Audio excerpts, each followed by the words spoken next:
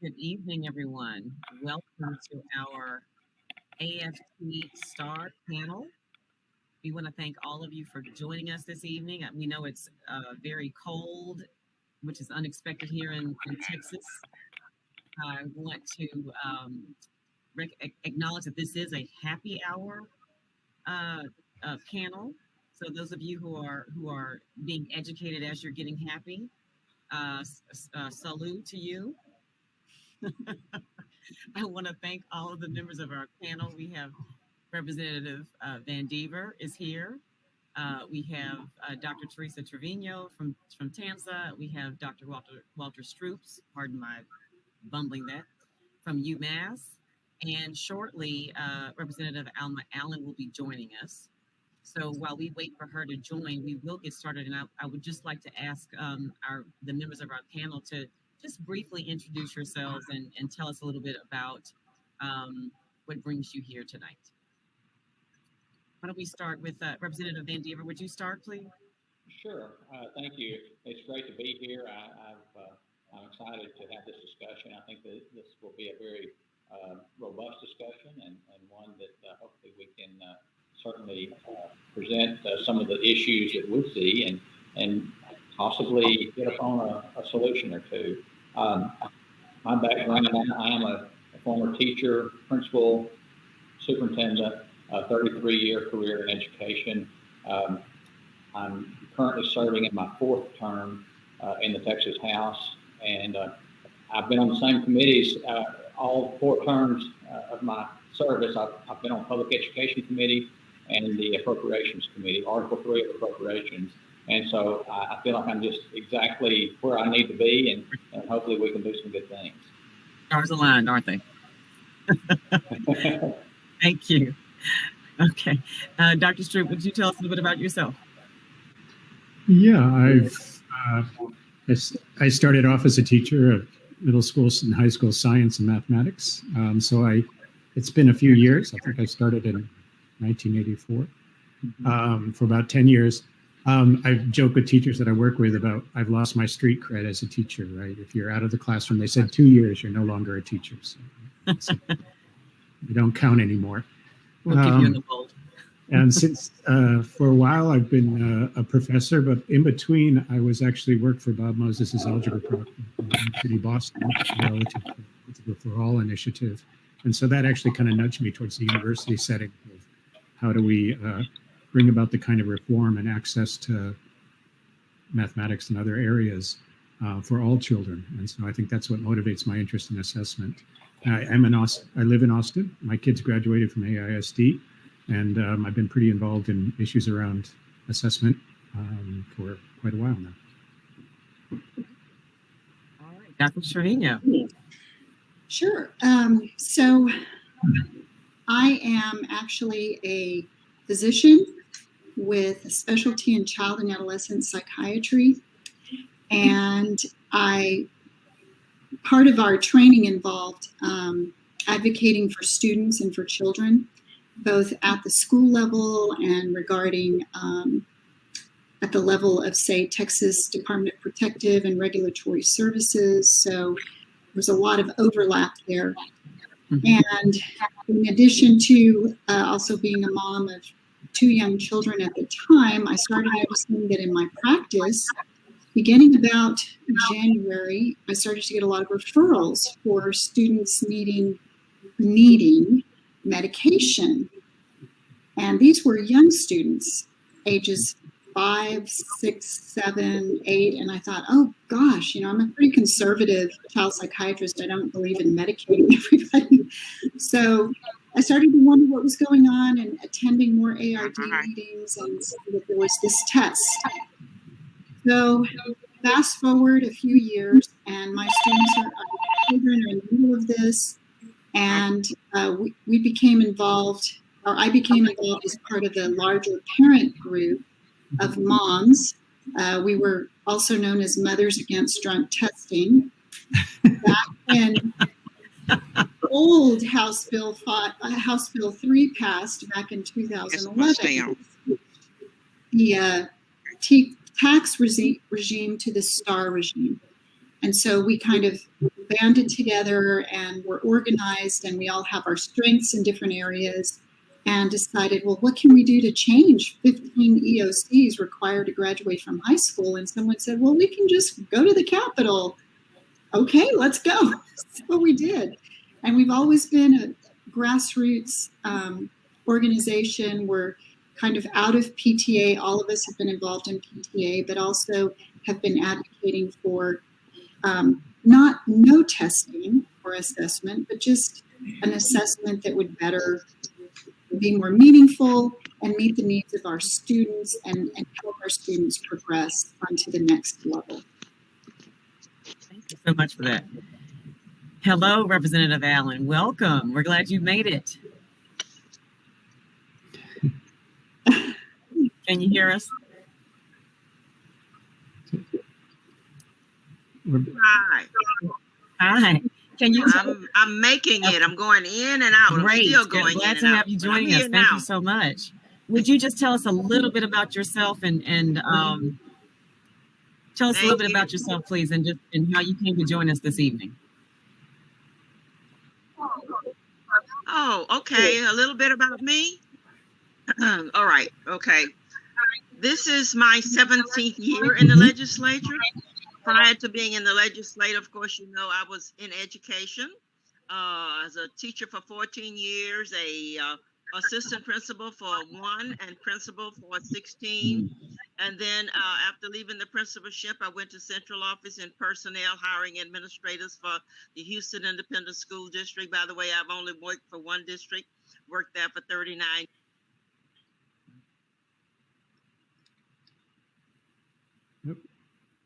I think we lost Representative Allen one more time, but when she comes back on, we will pull her in. Thank you all. So let's get started with our first question while we wait for Dr. Allen to reconnect. In Texas, we've reached more than 2.1 million cases of COVID-19. Yes, you're back in, Dr. Allen. Oh my goodness. Where did I stop? Where did I stop? What was you stopped off telling us you had been in one district for the entirety of your career. Fantastic, which is amazing. Yeah, I only worked for the Houston Independent School District, retired in 2000 and went to Purdue as an adjunct professor, stayed there 5 years. And of course, I've done some other works at the University of Houston and TSU. And basically, that is the short of my career. So now I've been here and I've been on the education committee now, I think 4 sessions. So that's the short of it. That's me. Thank you so much. We appreciate that. So we're going to jump into our first question, which is our first topic, which is in Texas, we reached more than 2.1 million cases of COVID-19 and 34,000 Texans have died from COVID-19, including some teachers and educators. Last year, Governor Abbott asked the federal government for a waiver of the 2019-2020 STAR test. However, as of now, Texas children who are learning in person apparently will be expected to take the STAR test this spring.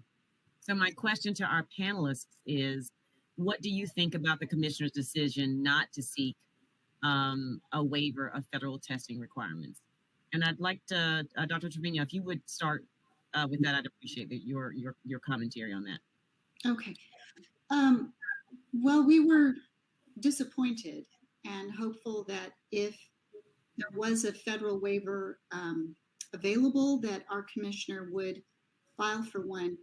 We understand that even more probably than last year, the 2019-2020 school year, this has been an extremely unusual year for our students.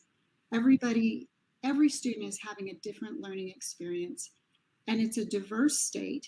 So some students have gone back to school, back into their brick and mortar classrooms. Others have not.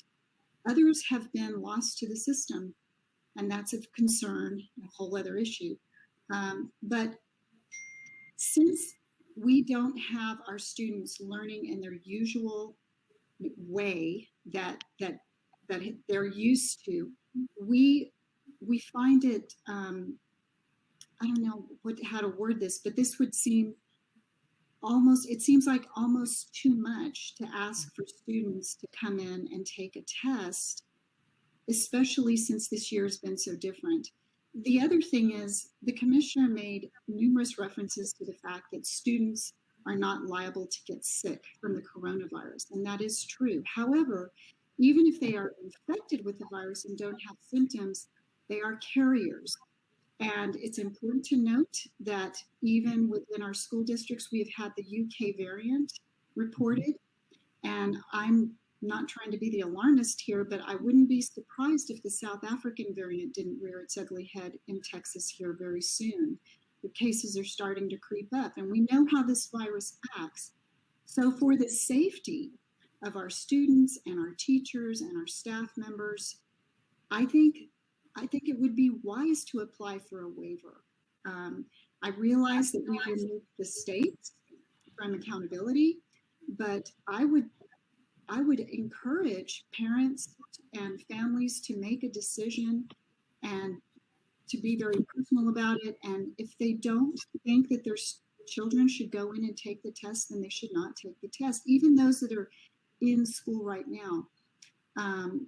And that are attending their brick and mortar classrooms. Some might say, well, they're already there. Why not go ahead and test them?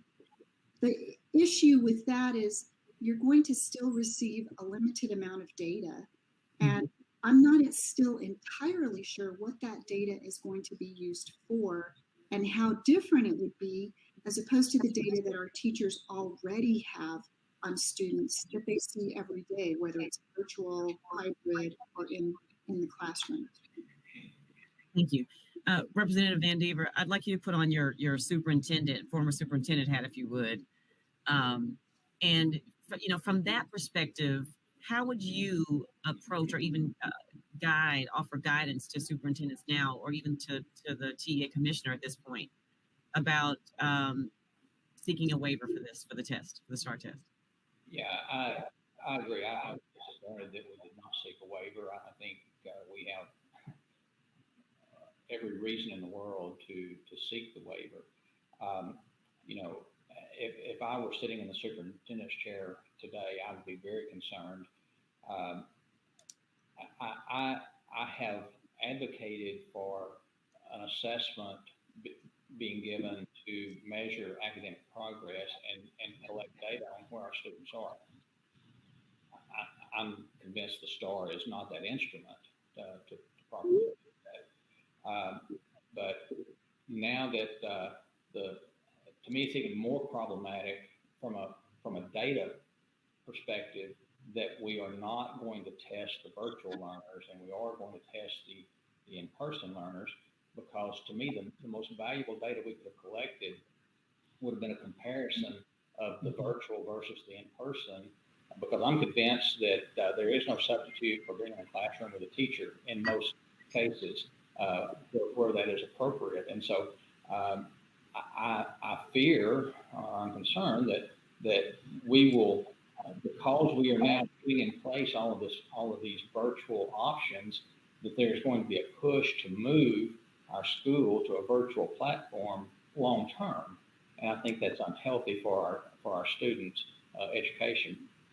And to again, I agree with what Dr. Reno said. I normally agree with everything she says, by the way. And so there's usually not much of a problem there. But I think the fact that we're going to be collecting some data and yet not a robust set of data, that's worse than no data in many instances, I think.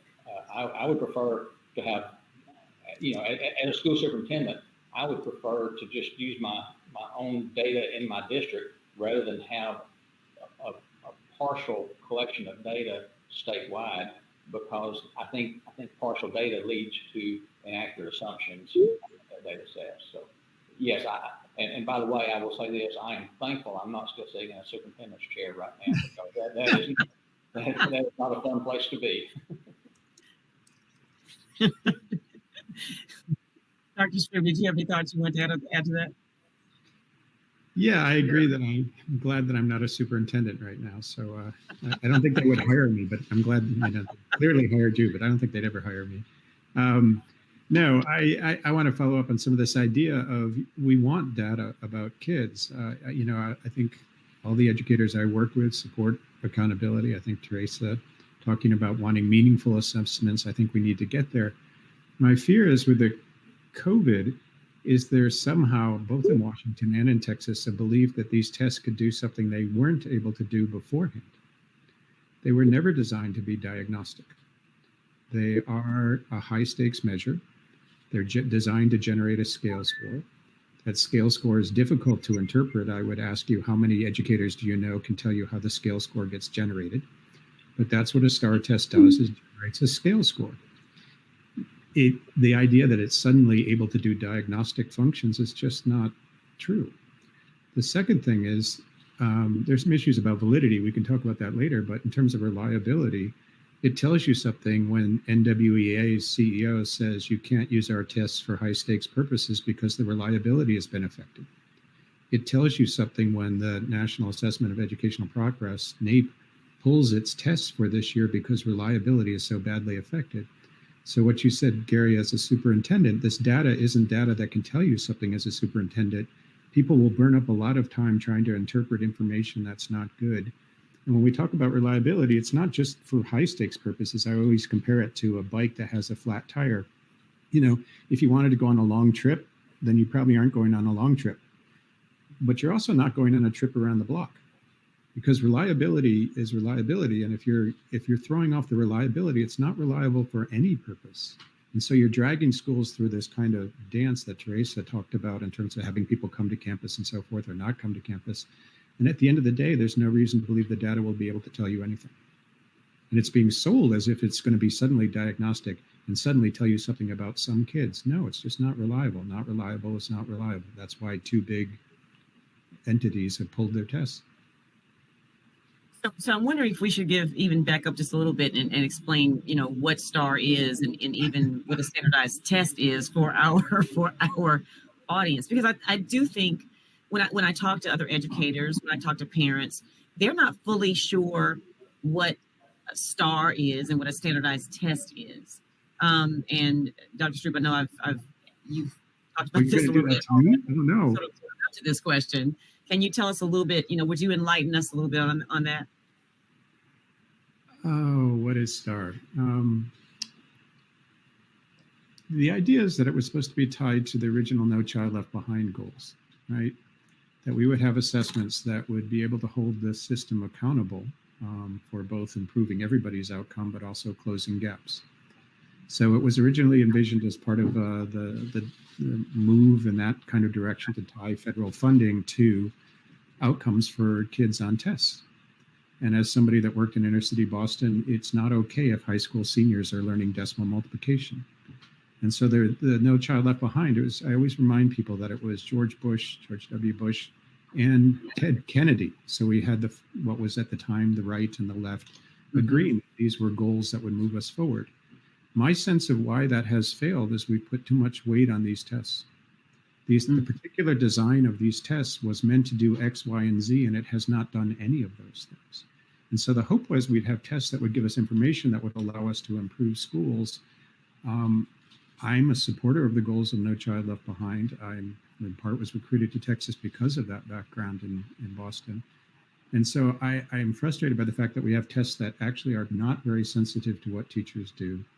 They're very good at sorting kids in the same order year after year. So they don't measure what we're supposed to be measuring, and they sort kids in a kind of way that actually reinforces the inequality. So what I would say to parents is that they were launched with the best of intentions. But if you talk to educators in the classroom about how much information they get from these tests that they can actually act on, it's not very much. Or if I say to parents, when you get that little report and it says your child is a 4150, how do you interpret a scale score like 4150? So for $388 million, we're generating a scale score that no one can interpret and is particularly not useful in a time of COVID. So I don't know if I was totally fair to it, but there was a hope that this test would measure content outcomes. And it turns out the tests are not very sensitive to content outcomes. And so they're not capable of doing what they were intended to do. Thank you for that. So, Representative you made Allen. me do that. I owe you. I saw it coming. I was like, oh, I hope Dr. Allen gets this one. Yeah. Sorry. She gets the next one. Okay. So we know that students do not have the same amount of access to resources, including Wi-Fi or Wi-Fi, as some of my students call it, broadband devices, and parent supports and other supports. And historically, students with more access to these resources tend to perform better on standardized tests. So, Dr. Allen, I want to hear from you on this. Can we equitably judge students considering these resource gaps? Or can we judge the assessment, considering these resource gaps? What are your thoughts on that? Oh, you're unmute yourself, Dr. Allen.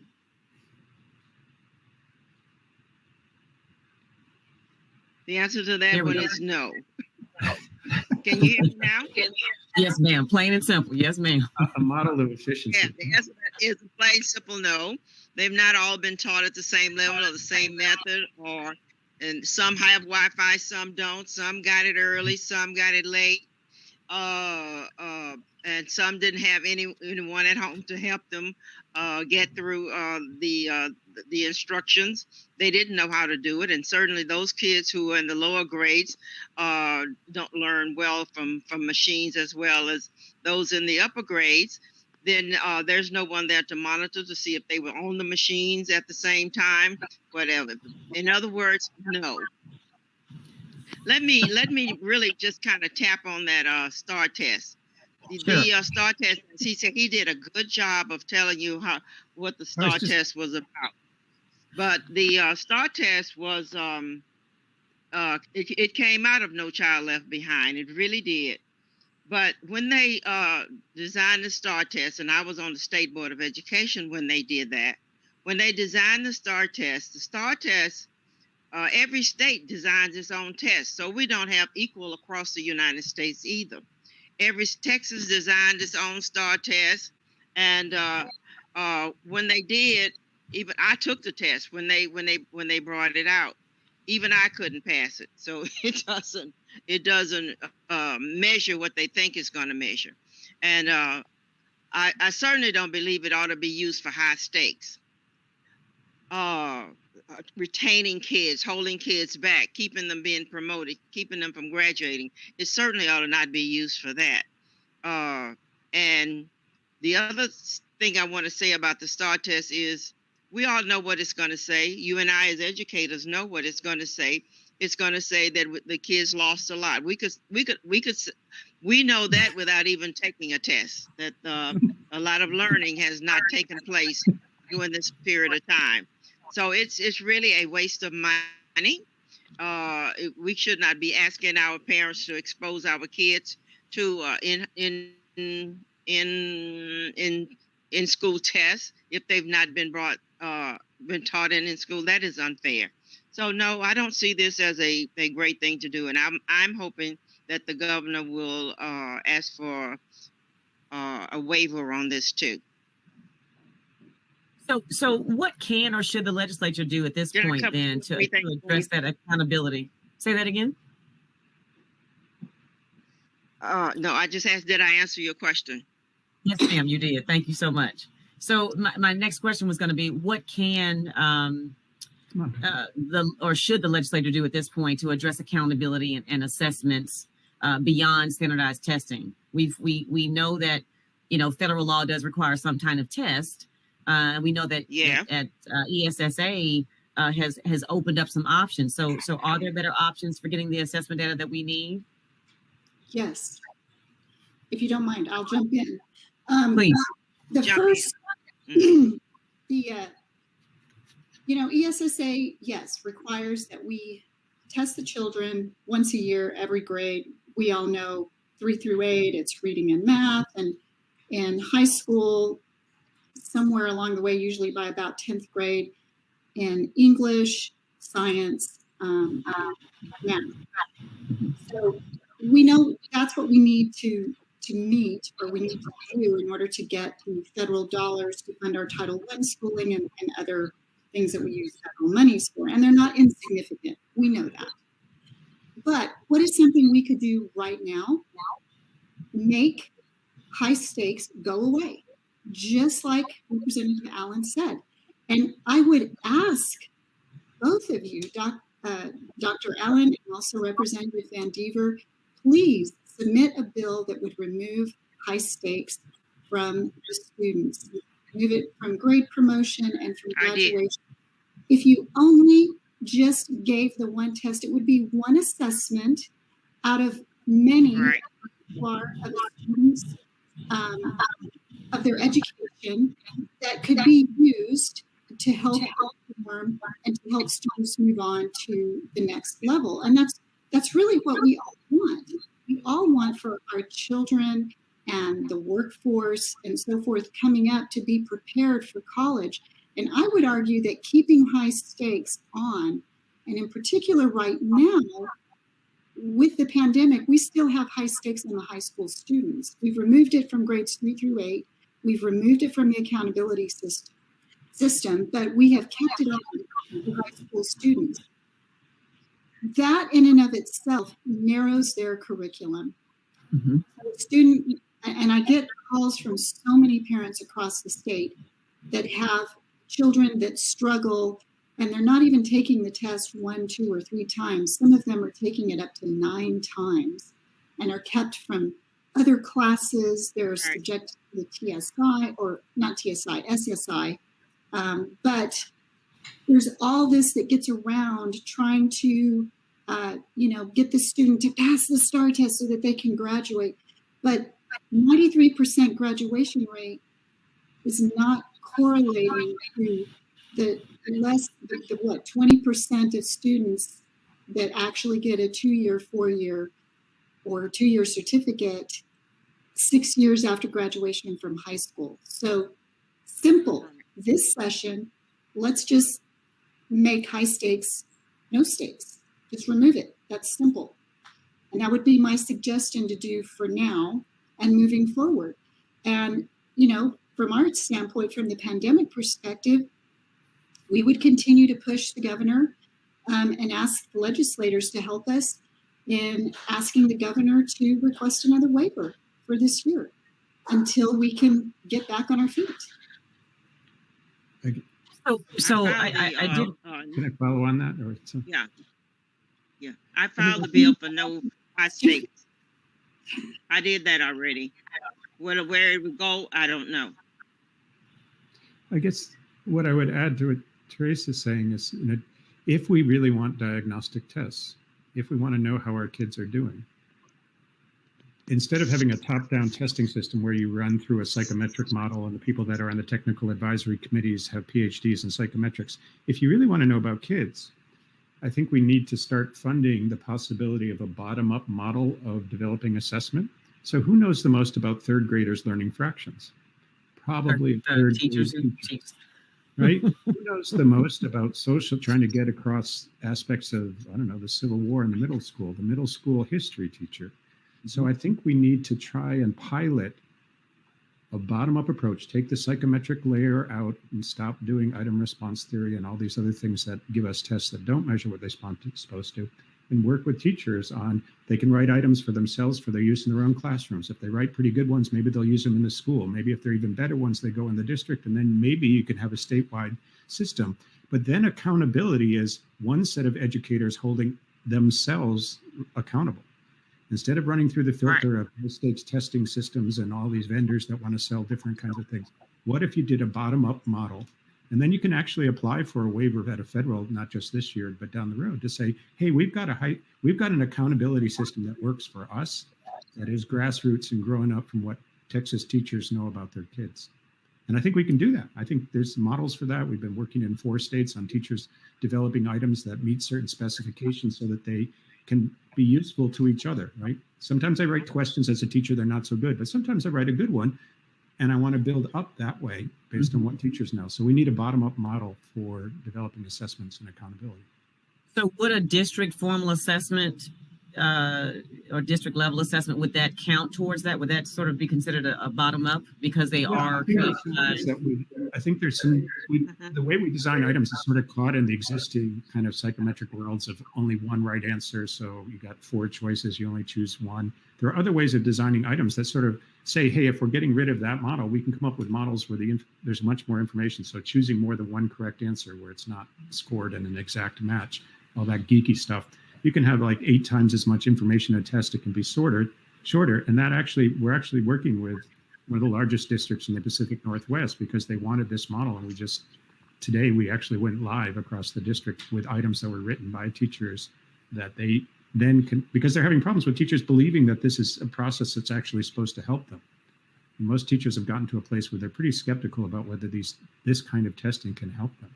But if you grow it up from what teachers know, and then teachers hold each other kind of accountable, then that kind of accountability they can buy into. And so I won't name the district, but yeah, as of today, we're going live. And other kinds of models we've done with 400,000 kids across Texas. So there's a pattern-based approach that we can implement for free with teachers. There's other technologies you can use that we've already done in Texas with 400,000 kids. That was through the Texas Education Agency. I'm betting our 2 representatives are not aware of that. I can send the report. That was prepared and sent to my commission, to Mike Morath, who I've known for a while. That was built on this model of bottom up. Please share that with representatives and also check with AFT as well. Okay, you got it. Thank you. Can I It has also- long sentences, the academic thing kicks in, and I don't know. That's all right. We love it. Teresa's read it, So- I think. The information and standardized tests provide about a student are heavily impacted by factors outside the school. Just as, for example, if a physician was treating a patient, there are things that the patient is doing outside of the physician's office that the physician cannot control. This year, the pandemic will also be a challenge. In turn, we have TIA, and for those members of our audience who aren't familiar, TIA is the Teacher Incentive Allotment. It's been funded by HB3 in Texas, which reserves some merit pay for teachers whose students perform well on the STAR test. Teachers and students are finding themselves having to perform in uncharted territory due to COVID, something that the current teacher evaluation systems weren't designed to account for. So our first question is, how do we ensure our educators are not being unfairly penalized for things outside of their control?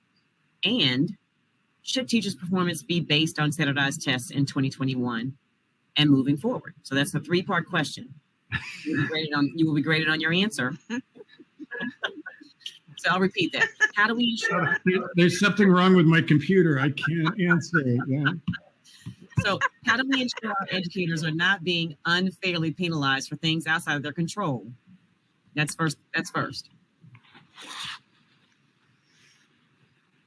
So Representative Vandever, what are your thoughts on that? Yeah,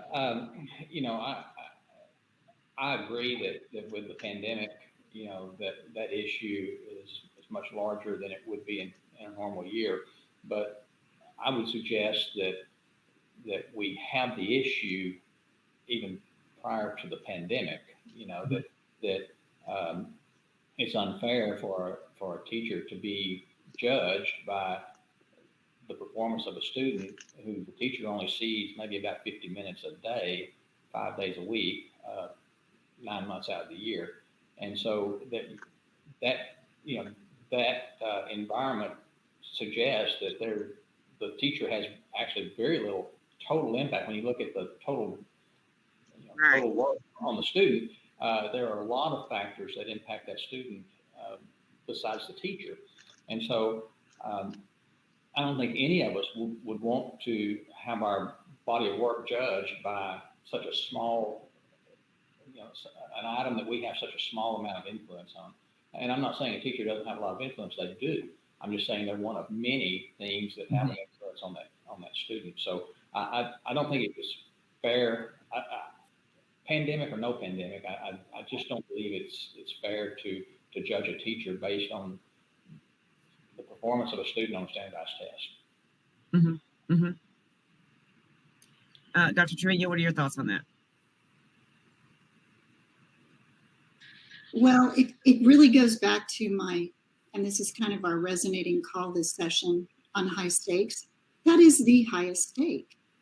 you're basing someone's pay, a teacher's pay, on a student performance that they have no control over. I mean, there are some things, but goodness, in the pandemic especially, there's so few things that teachers have control over. And I think it's wrong to do that, honestly.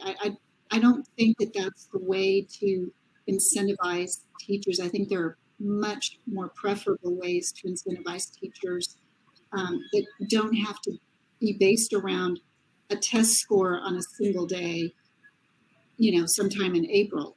I mean, getting back to the fact that there's a whole body of work that a student has that the teacher could show, hey, here's where I made interventions, here's where I was really helpful. And look, the student turned things around and now they understand this concept so much better. And again, I'm not a pedagogist, I'm not an educator, but but I grew up with one. My mother was a teacher for 41 years, so I got to hear a lot about, By proxy. By proxy, yes. And then, well, this was a three-parter, and I must admit I You're haven't. doing very well. So far, I'm going to 8 out of 10. You're hitting it out. You're knocking it out. Come on, Dr. T, you can do it. But that's something else about that accountability. These tests put the kids in the same order, and then if you decide you want to work with kids that are, underserved, then the tests consistently put the kids in the same order year after year. That's what this kind of profiling test type taking thing does. It has very little sensitivity what teachers do, but it's very sensitive to income level and first language and so on. What that means for teachers that are committed to working with all our kids, but the kids that may need more resources and support, that they're going to be consistently over and over again put backward in terms of their salary or in terms of their rewards, precisely because they're working with the kids that are struggling the most. Mm-hmm. So that's just, it reinforces the kind of inequalities that we're supposed to be addressing with No Child Left Behind. Right. Right. Can I jump in real quick? Absolutely. And maybe somewhat go off script, and that's always dangerous, I realize, but the thoughts came to me as we were discussing, the bottom-up test development and more involvement of the teacher in that process. And for me, as a former educator and now a legislator, the elephant in the room for me, every time I'm involved in these discussions, is it goes back to what seems to me to be a level of distrust of teachers among policymakers, and I don't understand that. I've been pushing since I've been in the House. Dr. Trevino has been wonderful to work with us on trying to make some sense of the writing assessment and doing a portfolio writing assessment. And you would not believe the walls I have hit with that. And it goes back to, we can't allow a teacher to judge that portfolio. And they don't come out and say, because we don't trust them, but I mean, what other conclusion can you? We're going to trust some vendor who hires somebody in the dark of night to scan through the essays to do it. And we have testimony that, on the writing that they, in the past at least, have looked for graders on Craigslist. I mean, exactly. That's what I mean. It's like you're hiring. It's exactly what you're saying, is that we'd have a distrust of teachers, even though the teachers are the ones that are with the kid all the time. And like, why do we distrust? I think part of it, the scores have not gone up and so forth. And so I think the Chester Finns of the world are looking for somebody to blame. And so they look to blame teachers union. Why don't you look at the psychometrics and the tests themselves? It could be that. And not, they're looking for blames because it hasn't worked out that's my speculation, Gary. I don't know. I basically agree with you. Why are we not trusting the professional educators? And following up with Representative Van Dever, we actually have some pretty good examples of what we could do instead of STAR. We've got the International Baccalaureate System, which, granted, we don't have to do it to that scale. We don't have to send essays to Geneva to be graded. Surely, that could make some folks in Texas that we could, have either something within district or within ESCs. there's just got to be a way that we can do this to grade a student's body of work, graded by teachers who understand the curriculum that we're teaching and know what this student is doing and can look at this more holistically. There's portfolios that we've talked about, and yes, there's all these walls that were put. I mean, that was crazy what we were trying to do, Representative Vandever. I mean, it was just ridiculous. And again, I mean, I loved my English teacher through high school. In fact, I made sure I got her 2 years in a row because she was such a fantastic teacher and really taught me how to write and prepared me for college. Now, was I a college writer?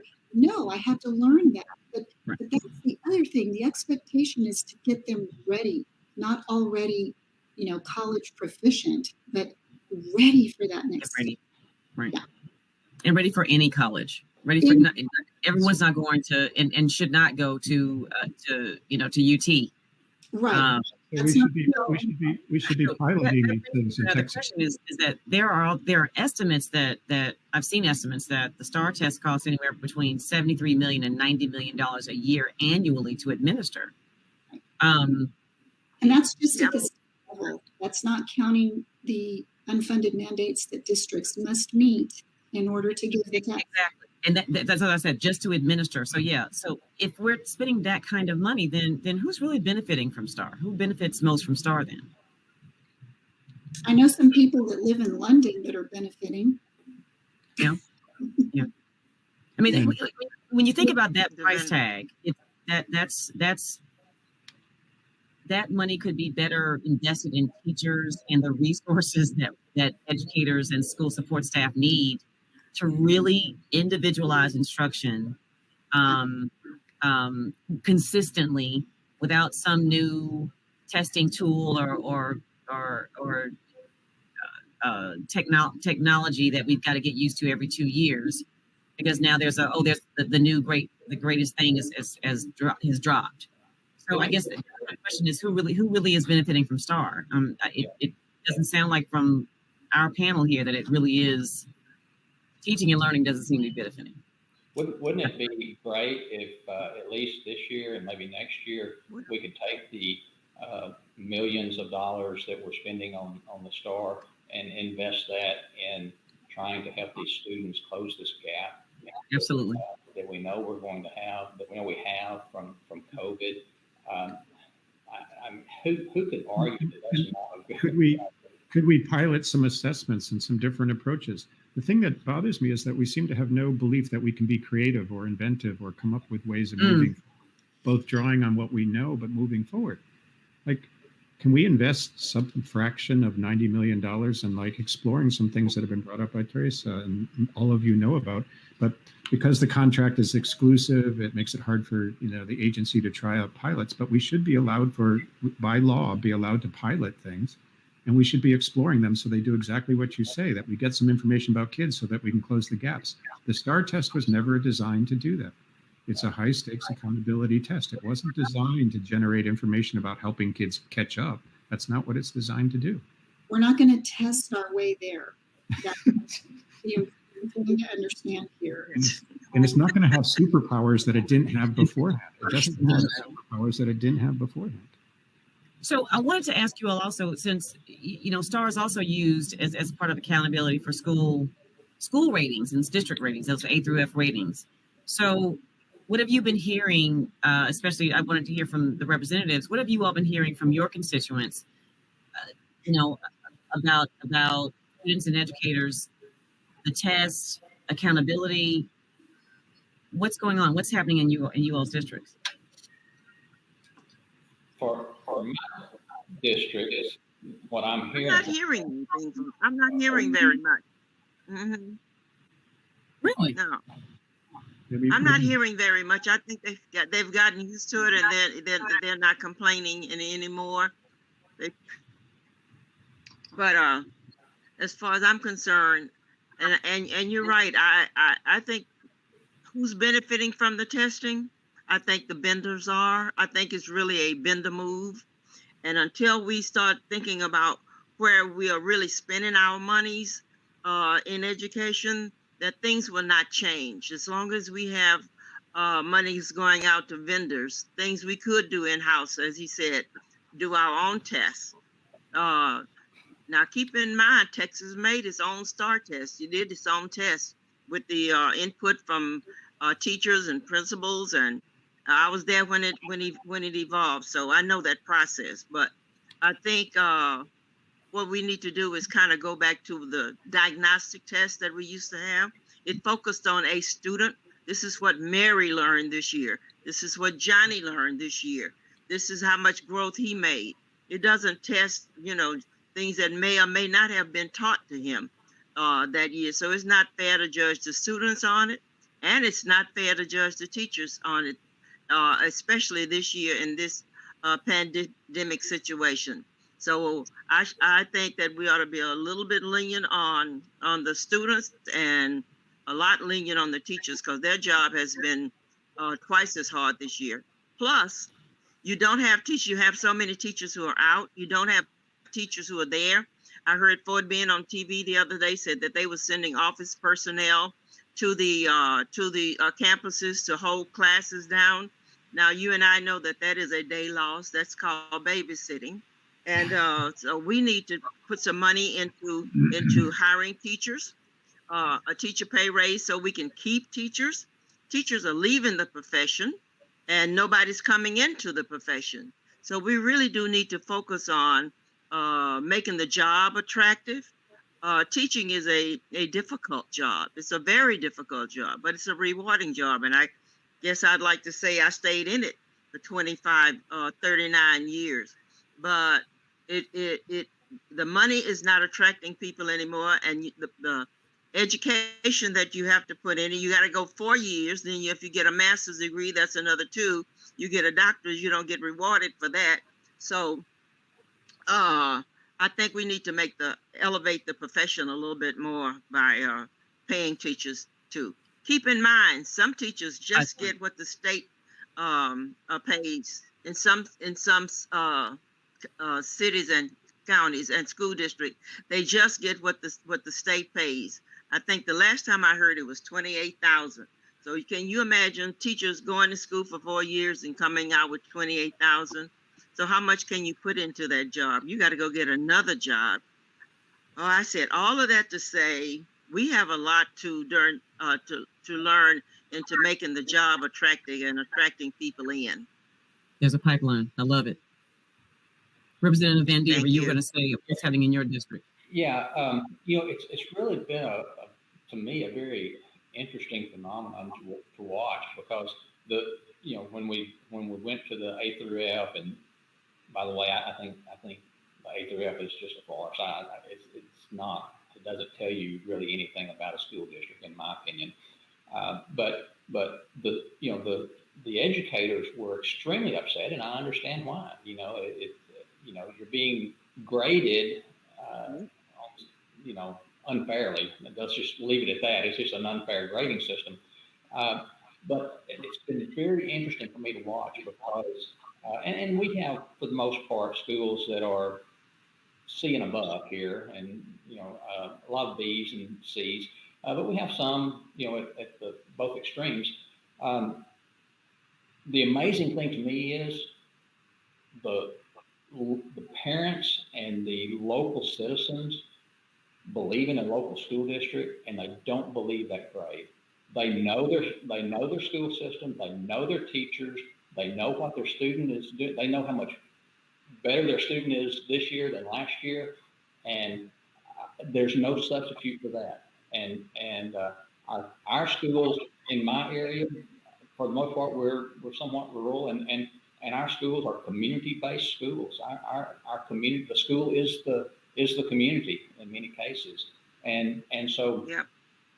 We can tout this A through F system all day long, but for the parent and for the citizens in our districts, at least in my district, they just almost laugh at the A through F, because they know what their school district's doing. Right. Thank you for that. So we are actually wrapping up. We're close to closing time. Happy hour is almost over. So what I would love to hear from each of you is maybe a couple of closing remarks. Again, I want to thank all of our audience members and our panelists for being here. So if you want to have just say anything to close us out and send us off on a weekend of so we don't have a star hangover. Tell us your just your closing thoughts. It's going to be really difficult to come up to the Capitol to advocate this year, but you need to use every means necessary to get to voice your opinions about the bills that are going to be passed, because it's going to be vitally important.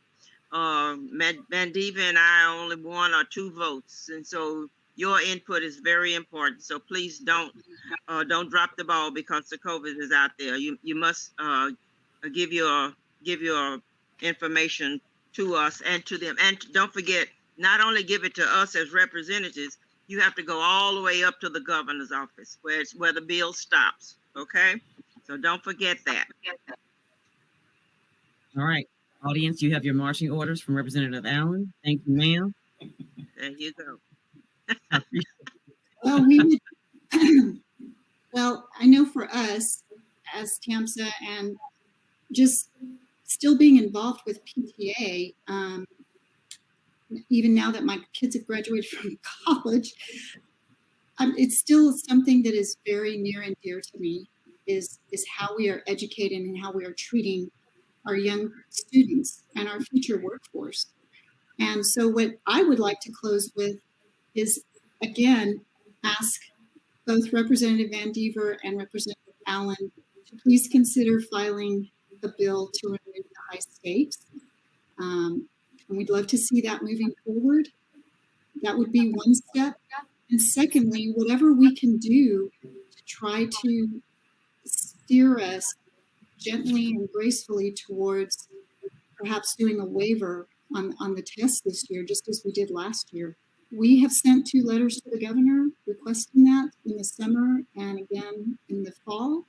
But we'd sure like your help. And we can help support you. We can garner parents and community members to help you out in any way that we can to support bills that would support public education in just the way that both of you have described. Thank you very much. Okay, I filed the House Stakes bill, but we need your input up all the way up the ladder. Keep it going. Yeah, and All right. And certainly haven't read the bill yet, but assuming that's what it does, I'll sign on to it. But we do have some work to do, and although it's going to be a strange session and unlike any session before, just because of the COVID situation, we have a lot of important work to do, and I hope we will stay focused, keep our eye on the ball, and realize that this is not a time to try to penalize teachers or students. This is a time to give them a hand up, and we do that by taking away the high stakes, the high stakes accountability, and then I think this is a great opportunity to hit the pause button and say, where do we go from here? What are we going to do? What does the future hold for us? And so I'm very optimistic.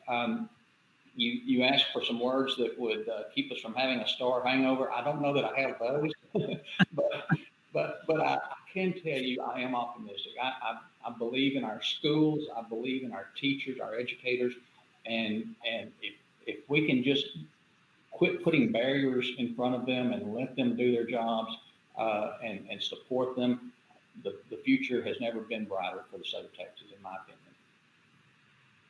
Thank you, sir. I appreciate that. Dr. Stroop, take us out. Because there's the pressure right now. I think looking at the COVID situation, it picks up on both representatives' thoughts is, I think we've reminded ourselves how important school is. Mm-hmm. I think we've reminded ourselves how important it is, both from an intellectual but also emotional level, that Teresa talked about very early on, for kids to interact with each other and interact with their teachers. So it's been a horrific thing, COVID, but I think we're coming out the far side sort of saying what really matters. Mm-hmm. And what really matters is teachers working with kids. And if we want to try and get the wheels back on, we need to turn to the people that are closest to the kids. And so, yes, COVID has been horrific, but I think if we've stepped back and looked at assessment and said, this STAR thing doesn't really make a whole lot of sense. But I also think we're stepping back and realizing that we need to support schools. Schools do things that you can't do on a computer like we're doing now, with the headphones facing the wall. And that I think there's a kind of revitalization that will come out from the far side if we pay attention to what matters.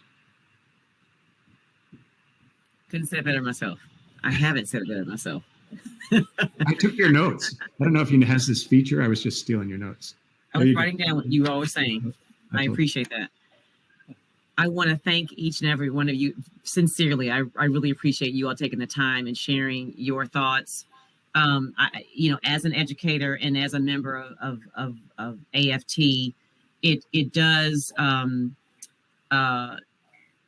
invigorate me, makes me feel much better knowing that we do have, especially two former educators in our legislature who really do understand it and who are just grounded in common sense.